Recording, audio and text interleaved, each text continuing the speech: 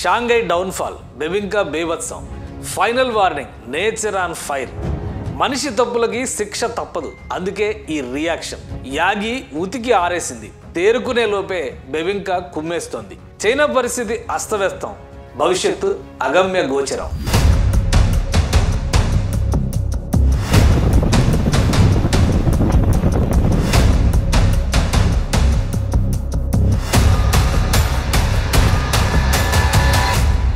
వరుస తుఫాన్లతో చైనా పరిస్థితి అస్తవ్యస్తంగా మారింది. ప్రకృతి విపత్తులతో వణికిపోతోంది. గత వారం యాగి తుఫాను, ఇప్పుడు బెబింకా తుఫాను చైనాను బెంబేలెత్తిస్తున్నాయి. ఒకదాని వెనక మరొకటి వచ్చి చైనాని అతలాకుతలం చేస్తున్న ప్రకృతి విపత్తులు. దీనంతటికీ ప్రకృతి ప్రకోపమే కారణమా? అంతగా దిద్దుకోలేని తప్పుల్ని చైనా చేసిందా? తలలు పట్టుకుంటున్న పర్యావరణవేత్తలు, సాయం అందించడంలో సతమతం అవుతున్న చైనా పాలకులు.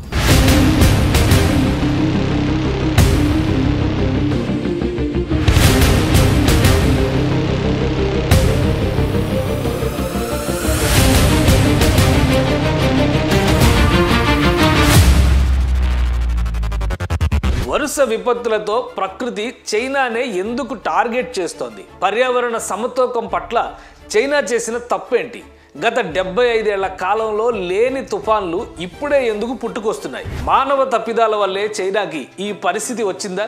భవిష్యత్తులో ప్రకృతి విలయతాండవానికి మనిషి బలికాక తప్పదా? చైనా ఆగ్నేయ తీరంలో రాజుకున్న బడబాగ్ని నుంచి ఏం గ్రహించాలి? చైనా ఈ పేరు వింటేనే మనం రోజువారీ వాడుకునే వస్తువుల్లో చాలా వరకు అక్కడవే అని తెలుసు. టెక్నాలజీ, ప్రొడక్షన్, వ్యవసాయం ఇలా అన్ని రంగాల్లో ముందంజలో ఉన్న దేశం చైనా. గడిచిన వారం రోజుల్లో ఆ దేశ చరిత్రలో ఎన్నడూ లేని విషాదాలు చోటు చేసుకుంటున్నాయి. ఈ విపత్తులతో చైనా 100 ఏళ్లు వెనక్కిపోయినా ఆశ్చర్యపోవాల్సిన అవసరం లేదని శాస్త్రవేత్తలు విశ్లేషిస్తున్నారు. ఆ రేంజ్లో చైనాలో తుఫాన్లు బీభత్సం సృష్టిస్తున్నాయి. గత వారం యాగి తుఫాను దెబ్బకి హైనాన్, వియత్నాం దేశాలు చెల్లాచెదురయ్యాయి. ఇప్పుడు అదే తరహా తుఫాను బెబింకా చైనాని హడలెత్తిస్తోంది. ఆ దేశ ఫైనాన్షియల్ సిటీ అయిన షాంఘైపై ఈ బెబింకా తుఫాను ఉగ్ర రూపంలో విరుచుకుపడింది.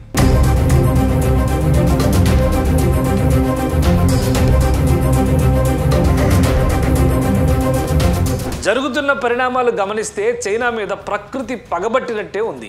ఈ ఏడాది అడుగు పెట్టింది మొదలు దాదాపు 16 తుఫాన్లు డ్రాగన్ కంట్రీలో బీభత్సం సృష్టించాయి. వాటి విధ్వంసం నుంచి తేరుకునే లోపే మరో ఉత్పాతం విరుచుకుపడుతోంది. వీటిలో అతి భీకరమైనవి యాగి, తాజాగా బెబింకా. ఈ బెబింకా తుఫాను చైనాలో అతిపెద్ద నగరమైన షాంఘైని సెప్టెంబర్ 16వ తేదీన తెల్లవారుజామున బెబింకా తుఫాను తీరాన్ని తాకింది. తీరాన్ని తాకిందే తడవుగా షాంఘైలో బెబింకా ఓ రేంజ్లో బీభత్సం సృష్టించింది. గత 75 ఏళ్ల కాలంలో ఆ దేశ ఆర్థిక నగరమైన షాంఘైని తాకిన భారీ తుఫాను ఇదేనని వాతావరణ శాఖ అధికారులు తెలిపారు.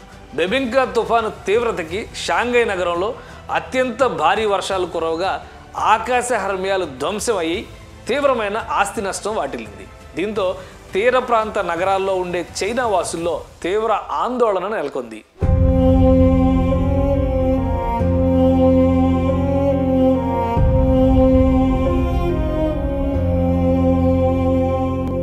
తీరానికి 400 మీటర్ల దూరంలో గంటకి 151 కిలోమీటర్ల వేగంతో బెబింకా తుఫాను షాంఘై నగరాన్ని తాకింది. ఈ నగరాన్ని తుఫాన్లు నేరుగా తాకడం చాలా అరుదు. 1949లో టైఫూన్ గ్లోరియా తర్వాత షాంఘైని తాకిన తీవ్ర తుఫాను ఇదే. ఈ దెబ్బతో చైనా ప్రైమరీ సిటీ అయిన షాంఘైని ప్రభుత్వం దాదాపు షట్డౌన్ చేసే పరిస్థితి తీసుకొచ్చింది. షాంఘై నగరంలోని 2 విమానాశ్రయాలు దాదాపు మూతపడ్డాయి. రైల్వే వ్యవస్థ స్తంభించిపోయింది. 2.5 కోట్ల జనాభా ఉన్న షాంఘై మహానగరంలో జనజీవనం అస్తవ్యస్తమైంది.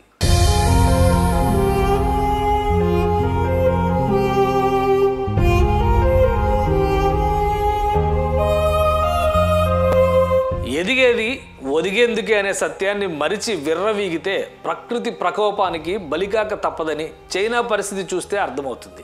ప్రకృతి వనరులపై చైనా చేసిన అకృత్యాలు అన్నీ ఇన్ని కావు.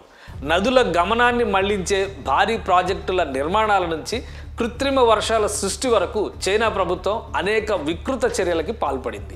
ఆగ్నేయ చైనా తీరంలో చమురు అన్వేషణలు, విచ్చలవిడిగా గనుల తవ్వకాలు చైనా కొంపముంచాయని శాస్త్రవేత్తలు విశ్లేషిస్తున్నారు. చైనా చేసిన ప్రకృతి విధ్వంసానికి ఇది నేచర్ ఇచ్చిన స్ట్రాంగ్ వార్నింగ్. కృత్రిమంగా వర్షాలు సృష్టించి పొరుగు దేశాలని ముంచాలని ప్రయత్నించిన డ్రాగన్పై ప్రకృతే విలయతాండవం చేస్తోంది. మొన్న కేరళలో, అంతకుముందు అరబ్ దేశాల్లో ప్రళయాలకు కారణం చైనా అనే విమర్శలు వెల్లువెత్తుతున్నాయి.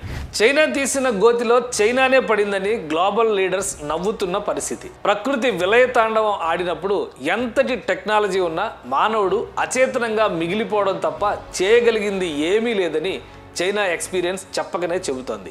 ప్రకృతితో చెలగాటం ఎప్పటికైనా ప్రాణ సంకటమేననే గుణపాఠాన్ని మరోసారి ఇది బోధిస్తోంది.